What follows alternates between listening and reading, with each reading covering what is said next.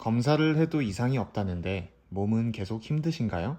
두통, 브레인포그, 불면, 소화불량, 이유 없는 두근거림.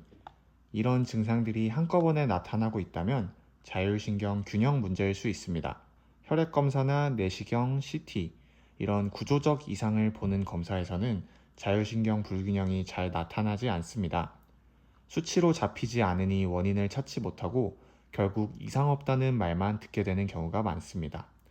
자율신경 불균형이 생기는 이유, 신경 자체가 망가진 게 아닌 경우가 많습니다. 신경이 지나가는 주변 조직의 긴장이나 압박 상태가 달라지면서 신경 흥분과 억제의 균형이 무너지는 겁니다. 그래서 중요한 건 신경이 실제로 어떤 상태에 놓여 있는지 직접 확인하는 겁니다.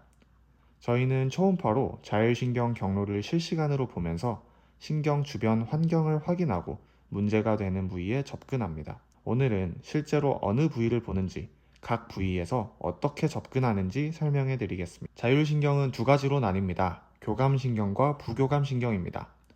교감신경은 몸을 긴장시키는 신경입니다. 심박수를 올리고 혈압을 높이고 몸 전체를 활동 모드로 전환합니다. 부교감신경은 반대입니다. 몸을 안정시키고 수면과 소화와 회복을 담당합니다. 이 두 신경의 균형이 무너지면 두통, 브레인포그, 두근거림, 소화불량과 같은 증상이 나타날 수 있는 겁니다. 증상이 여러 곳에서 동시에 오는 이유가 여기 있습니다. 그렇다면 초음파로 어느 부위를 보는지 하나씩 설명해 드리겠습니다. 첫 번째는 목입니다. 두통, 브레인포그, 어지럼, 이명, 난청 등이 계속된다면 목을 봐야 할 수 있습니다.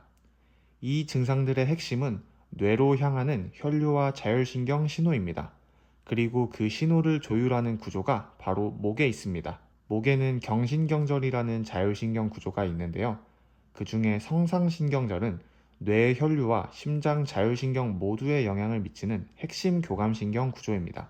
성상신경절 주변 조직에 긴장이나 압박이 생기면 신경 흥분과 억제의 균형이 흐트러지면서 두통, 브레인포그, 어지럼, 눈 피로감, 이명 등과 같은 증상으로 이어질 수 있습니다. 실제 의학 연구에서도 경신경절이 자율신경 균형 전반에서 핵심적인 역할을 한다는 것이 확인됐습니다.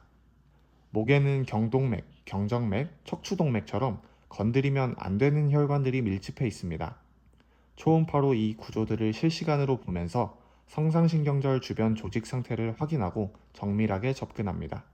신경의 주변 환경을 눈으로 직접 보면서 치료할 수 있는 이유, 초음파에 있습니다. 두 번째는 등입니다. 이유 없이 가슴이 두근거리거나 숨이 답답하거나 소화가 안 된다면 등을 봐야 할 수 있습니다. 심장 검사도 정상, 폐 검사도 정상인데 증상이 계속된다면 이 증상들의 핵심은 흉추를 따라 지나가는 교감신경 체인입니다. 이 신경은 심장, 폐, 위장 등 내장기와 직접 연결되어 있습니다. 교감신경 체인 주변 조직이 긴장 상태에 놓이면 신경이 과활성화되면서 심장이 두근거리고 숨이 답답하고 위장이 느려지는 증상이 동시에 나타날 수 있습니다. 하나의 신경 경로가 여러 장기에 동시에 영향을 미치기 때문입니다. 고해상도 영상 연구에서는 이 흉추 교감신경 체인의 위치가 실제로 확인됐고요. 과활성화된 교감신경이 자율신경 불균형으로 이어진다는 근거들도 축적되고 있습니다.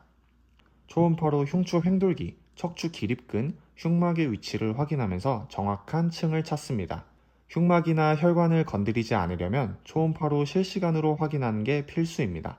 신경의 주변 환경을 정상화하면 과활성화된 교감신경이 안정됩니다. 세 번째는 복부입니다. 소화불량, 복부팽만, 과민성 장, 스트레스 받을 때마다 심해지는 증상들이 있다면 위장 자체만의 문제가 아닐 수 있습니다. 이 증상들의 핵심은 복부의 자율신경 네트워크입니다.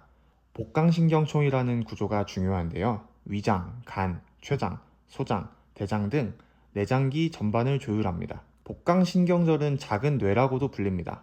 중추신경계의 명령 없이 스스로 판단하고 조절하는 독자적인 기능이 있기 때문입니다. 연구에서도 기능성 소화불량이나 과민성 장 증후군 환자에서 교감신경 과활성화와 부교감신경 저하 패턴이 일관되게 나타난다고 보고했습니다. 소화 문제의 뿌리에 자율신경 불균형이 있다는 근거입니다. 치료할 때는 먼저 복부 근육의 긴장 상태를 손으로 파악하는 게 중요합니다. 복진이라고 하는데요. 복강신경총으로 이어지는 신경과 복직근을 지배하는 신경이 같은 척추 분절에서 출발하기 때문에 자율신경의 긴장 상태가 복부 근육의 긴장으로도 나타납니다. 반대로 복부 근육의 긴장이 자율신경의 긴장을 유발하기도 하고요. 긴장된 부위를 손으로 먼저 확인하고 초음파로 복직근의 정확한 층을 실시간으로 보면서 신경 주변 환경에 접근합니다. 네 번째는 미주신경입니다. 잠을 못 자고 소화도 안 되고 만성 피로까지 있다면, 혹은 이 세 가지가 동시에 있다면 미주신경을 꼭 확인해야 합니다. 이 증상들의 핵심은 부교감 신경 전체를 담당하는 미주신경입니다. 미주신경은 뇌간에서 시작해 목을 지나서 심장, 위장까지 내려가는 가장 긴 뇌신경 중 하나입니다. 기분이나 면역, 소화, 심박수, 이 모두가 미주신경의 조율을 받습니다. 미주신경 주변 조직이 긴장되거나 유착이 생기면 신경의 기능이 저하되면서 잠도 못 자고 소화도 안 되고 스트레스에 쉽게 무너지는 상태가 됩니다. 연구에서도 미주신경이 뇌와 소화기관을 잇는 핵심 축이며 기능 저하가 수면, 소화, 면역 전반과 연결된다는 것이 확인됐습니다. 미주신경 주변 조직을 치료했을 때 심박 과다나 소화 장애와 같은 자율신경 증상이 개선된 케이스도 보고되고 있습니다. 미주신경은 목에서 경동맥 바로 옆을 지나가는 신경입니다. 경동맥과 불과 몇 밀리미터 거리에 아주 가까이 있습니다. 초음파로 경동맥 초 안에 있는 미주신경을 직접 확인하면서 신경과 주변 조직을 분리해야 합니다. 이 부위는 초음파 없이는 접근 자체가 어렵습니다. 눈으로 보면서 해야 하는 이유가 가장 명확한 챕터입니다. 다섯 번째는 천골입니다. 만성 변비가 반복되거나 소변이 자주 마렵거나 여성의 경우 생리통이 심하다면 이 부위를 봐야 할 수 있습니다. 이 증상들의 핵심은 천골에서 나오는 골반 부교감 신경입니다. 부교감 신경은 미주신경만 있는 게 아닙니다.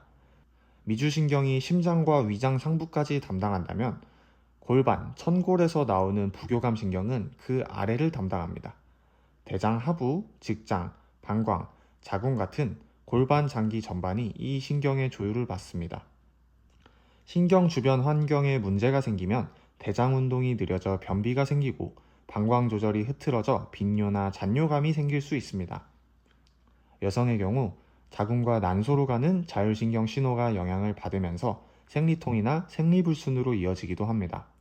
검사에서는 이상이 없는데 증상이 반복된다면 이 신경 경로를 확인해 볼 필요가 있습니다.